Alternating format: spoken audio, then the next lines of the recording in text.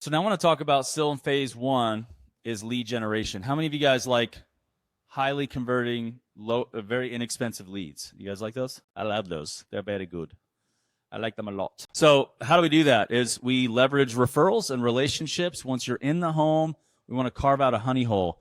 So there's services that help you with this. You guys can get someone trained on this. But a few major things on a honey hole. Let's just talk about what it is. It is a small geographical area that creates a high volume of quality leads created through a multifaceted approach driven by the strategy of building relationship with an entire neighborhood or group at a time. So when do you do it, or where do you do it? Why do you do it? Inside any group or neighborhood you target to get the jobs and customers you want. When do you build it? Now. You build it now. Why? You end up with more high quality leads than your current team can handle.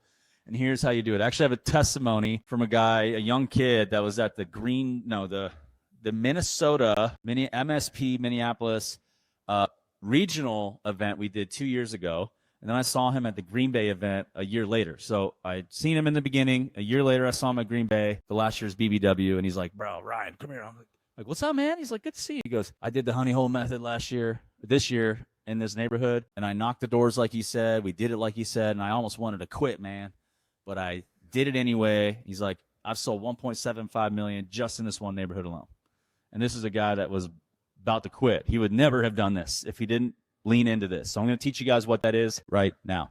So a couple things you could do. You could use a company like Dope Marketing or MailShark, or find a service to do hand address envelopes to people in the neighborhood, and you can send them direct mail.